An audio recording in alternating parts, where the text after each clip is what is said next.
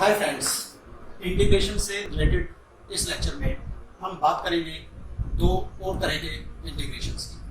जैसे अगर हमारे पास इंटीग्रल है चौथी फॉर्म sin की पावर mx और cos की power mx with respect to x, तो इन केसेस में हमने क्या करना है, साइन या कोसाइन को एक लीनियर फंक्शन की फॉर्म में चेंज करना है।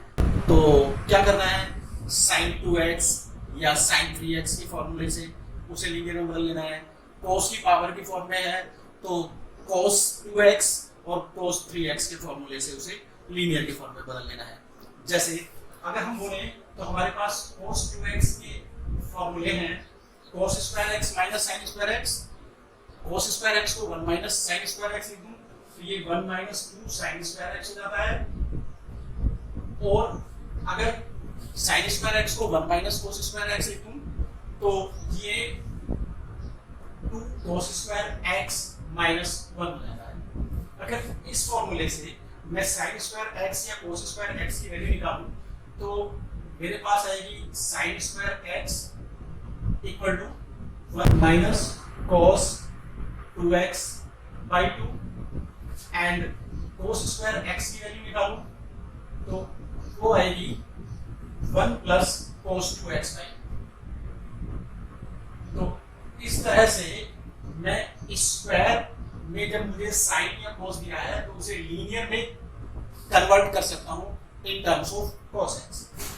अब इसी तरह से बात आती है अगर क्यूब की फॉर्म में है तो मेरे पास sin 3x का फॉर्मूला है sin 3x is equal to 3 sin x minus 4 sin cube x। और ये मुझे दे देगा sin cube x is equal to 3 sin x minus sin 3x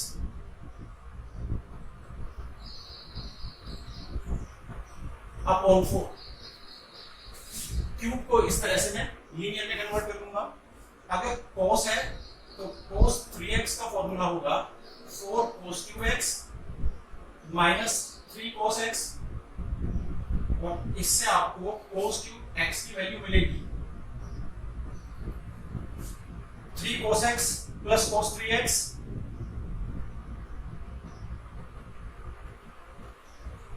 divided by 4। तो इस तरह से sin cube x cos cube x इनको आप लीनियर फंक्शन की फॉर्म में चेंज कर लेंगे।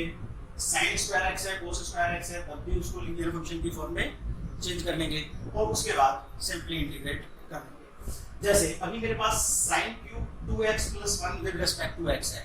अगर sin क्यूब 2x प्लस 1 है तो यहां से मैं इस रिलेशन को यूज करूंगा। ये हो जाएगा this is equal to 3/4 outside integral sin x। x के बजाय अभी क्या है मेरे पास 2x प्लस 1 तो it means sin 2x plus 1 with respect to x। अब आगे देखिए तो माइनस इंटीग्रल 1/4 बाहर आ जाएगा तो 1/4 बाहर निकाल लेते हैं इंटीग्रल sin 3x तो sin 3 into x is 2x plus 1 with respect to x। केवल सेपरेट करके लिख दिया हमने उसे, x के बजाय डाल दिया 2x plus 1। अब क्या करें, let 2x plus 1 is equal to t। अगर 2x plus 1 को आप t लेंगे तो इसे डिफरेंशिएट करना पड़ेगा with respect to x। आपके पास आएगा 2 plus 0 is equal to dt by dx और this implies dx is equal to dt by 2। अगर dx dt by 2 हो जाएगा तो I is equal to बचा इंटीग्रल 3/4 पहले बाहर sin 2x plus 1 को आपने लिया t sin t into dt by 2 dx हो गया dt by 2 minus 1/4 integral sin 6x plus 3 dx। अब मान लेते हैं कि 6x plus 3 is equal to u तो then this implies डिफरेंशिएट करते हैं with respect to x 6 plus 0 is equal to du by dx implies dx is equal to du by 6.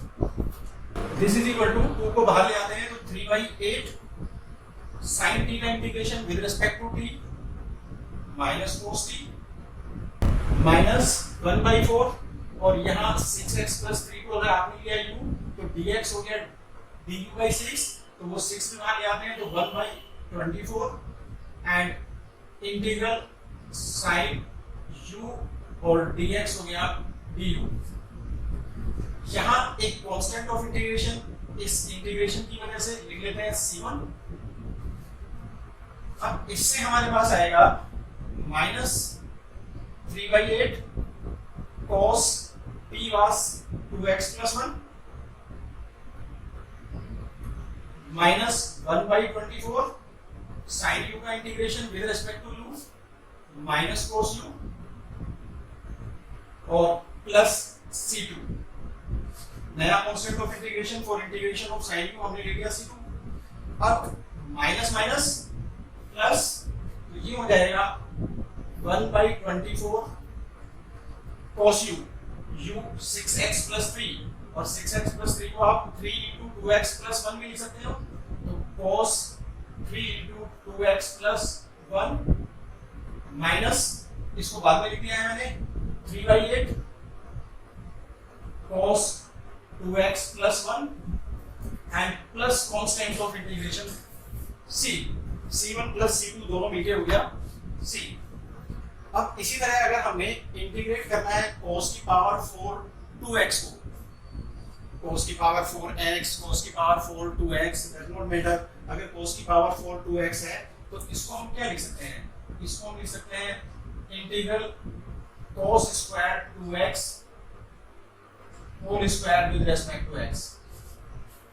अब cos square x को क्या लिख सकते हैं? ऐसे अगर इधर एंगल x है तो उधर 2x हो जाता है लेकिन यहाँ एंगल 2x है तो यहाँ क्या हो जाएगा 4x. उधर एंगल डबल हो जा रहा है तो it means integral bracket cos square 2x हो जाएगा हमारा 1 plus cos 4x upon 2 whole square with respect to x. अब इस होल स्क्वायर को बोल देते हैं भाई दिस इज इक्वल टू 1/4 बाहर और इंटीग्रेशन के अंदर 1 plus cos square 4x plus 2 cos 4x with respect to x. This is equal to 1 और 2 cos 4x में हमें कोई परेशानी नहीं है, लीनियर में आ गए हैं तो इंटीग्रेट हो जाएंगे. परेशानी cos स्क्वायर 4x से है तो इस cos स्क्वायर 4x को फिर से इस फॉर्मूले की हेल्प से लीनियर में बदल देंगे. cos स्क्वायर 4x अब हो जाएगा 1 plus cos 8x by 2. x के बजाय 4x लिखना है तो यहाँ 4x आएगा तो वहां भी 2 into 4x मतलब 8x. तो 1/4 integration of 1 plus 2 cos 4x plus अब cos स्क्वायर 4x को क्या लिख देंगे? cos स्क्वायर 4x हो जाएगा 1 प्लस cos 8x अपॉन 2 और इसको इंटीग्रेट करना है हमें विद रिस्पेक्ट टू x. अब हम देखें तो सारी चीजें लीनियर हैं. ये 1/2 और 1 मिलके हो जाएगा 3/2 तो this is equal to this 3/2 into 1/4 means 3/8 integral dx plus 1/4 into 1/2 1/8 integral cos 8x और पहले इसको देख लेते हैं 1/4 into 2 तो 1/2 integral cos 4x with respect to x plus 1/4 into 1/2 that is 1/8 integral cos 8x with respect to x. अब अगर यहां देखें हम तो इंटीग्रल dx हो जाएगा x 3/8 इंटीग्रल dx हो गया x constant of integration c1 लिख देते हैं 1/2 4x को अगर आप t मानेंगे तो dx हो जाएगा dt/4 तो यानी ये 4 इंटीग्रेशन में नीचे आ जाएगा तो 2 into 4 और cos x का इंटीग्रेशन sin x तो into sin 4x तो एक्चुअली ये हो जा रहा है sin 4x डिवाइडेड बाई 4। कैसे? ऐसे ही सब्स्टिट्यूट कर लेना भाई, 4x is equal to t लेके plus constant of integration c2 plus 1/8 integration of cos 8x। अब आप 8x को मान लेते हैं u, अगर 8x को u मानेंगे तो dx हो जाएगा du by 8, अगर du by 8 हो जाएगा तो 1/8 into 8 ये बाहर हो जाएगा, इंटीग्रेशन बचेगा cos u का with respect to u and cos u का विद रिस्पेक्ट टू u हो जाएगा sin u और u आपने माना है 8x sin 8x plus c3। तो अल्टीमेटली आपके पास आंसर आएगा 3/8x plus 1/8 sin 4x plus 1/64 sin 8x plus c। और चूंकि 8 8 8 सभी में है तो आप 1/8 बाहर लेके इसे 3x plus sin 4x plus 1/8 sin 8x ऐसे भी लिख सकते हैं। तो ये रहा इंटीग्रेशंस साइन या कोसाइन में स्क्वायर या क्यूब वाले फंक्शंस हैं या पावरफुल वाले फंक्शंस हैं, तो हम कैसे इंटीग्रेट करेंगे। अब हम आते हैं दूसरी तरह के इंटीग्रल्स में जिनके अंदर फॉर्म है sin mx cos nx, यानी sin a cos b cos a sin b या cos a cos b या sin a sin b जैसे। अगर इस तरह की फॉर्म में है तो हमारे पास एडिशन और सब्ट्रैक्शन वाले फॉर्मूले से रिजल्ट है कि 2 sin a cos b आता है कब? जब हम sin a प्लस b में ऐड करते हैं sin a माइनस b। तो इसका मतलब अगर हमें कभी sin a cos b चाहिए तो sin a plus b by 2 और sin a minus b by 2, यानी 2 को इधर ले आना है हमने। इसी तरह से 2 cos a sin b है तो ये हो जाएगा sin a plus b minus sin a minus b। अगर हमारे पास 2 cos a cos b है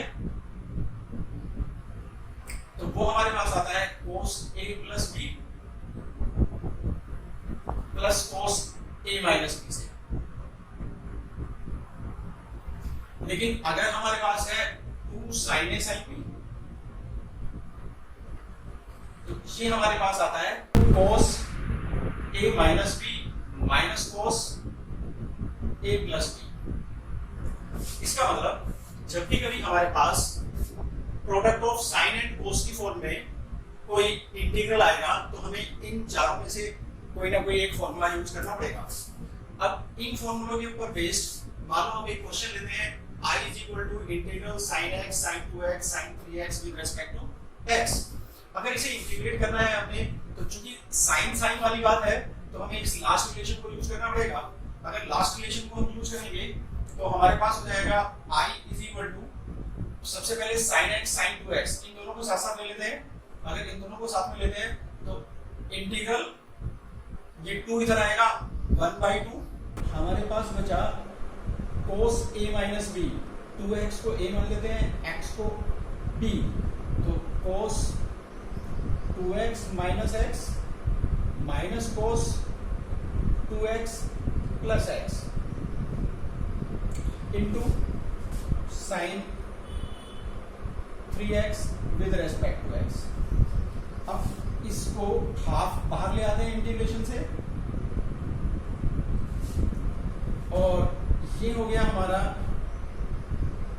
integration of cos 2x minus x is cos x sin 3x, तो sin 3x cos x minus ये cos 3x sin 3x, तो sin 3x cos 3x with respect to x।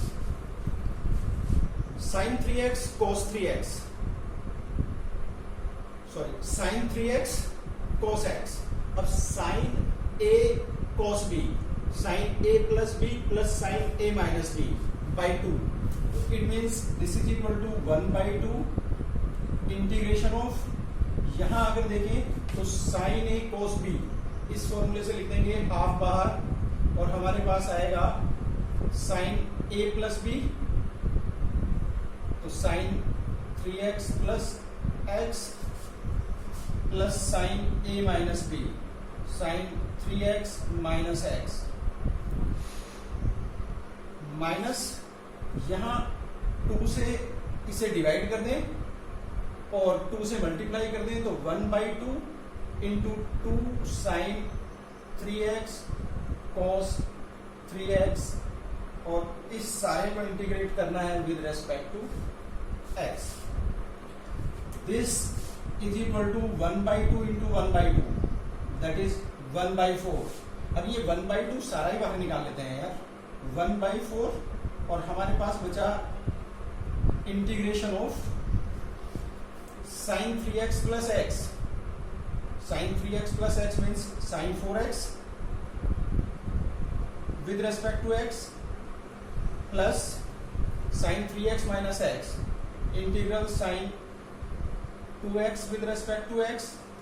ये 1/2 हमने बाहर ले लिया है, minus 2 sine a cos b, sorry 2 sine a cos a, 2 sine a cos a is sine 2a, तो it means integral sine 2 into 3x with respect to x. अब यहां अगर देखें तो दिस इज इक्वल टू 1/4.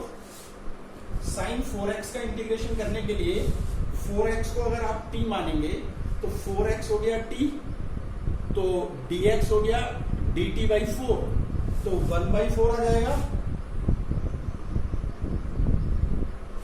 और sine t का integration with respect to t minus cos t minus cos 4x plus constant of integration c1 plus sine 2x के लिए मान लो 2x को आपने u माना, तो 2x को u मानोगे तो dx हो जाएगा du/2, यानी 1/2 बाहर आ जाएगा, और साइन 2x का हो जाएगा minus cos 2x.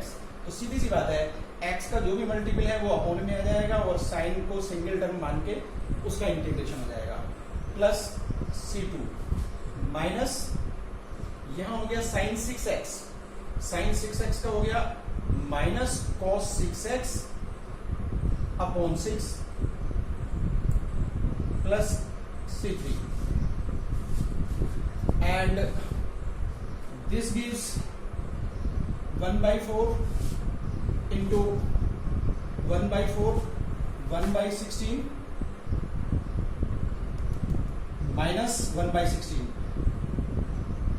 and this is equal to, क्या करते हैं पॉजिटिव वाली टर्म पहले ले आते हैं, 1/4 सभी के साथ है, तो 1/4 क्या 2 भी बाहर निकाला जा सकता है, 1/8, और यहां इस पॉजिटिव टर्म को पहले लिखें तो ये हो जाएगी 1/3 cos 6x, 1/3 cos 6x minus यहां से 2 आपने बाहर लिया 1/2 cos 4x माइनस 1/2 आपने बाहर ले लिया cos 2x, ये bracket closed, plus c1 c2 c3 सब मिलके हो जाएगा कांस्टेंट c. तो इस तरह से आप इंटीग्रेट कर सकते हैं ऐसे फंक्शंस को जिसमें साइन या कोसाइन की प्रोडक्ट वाली बात आए.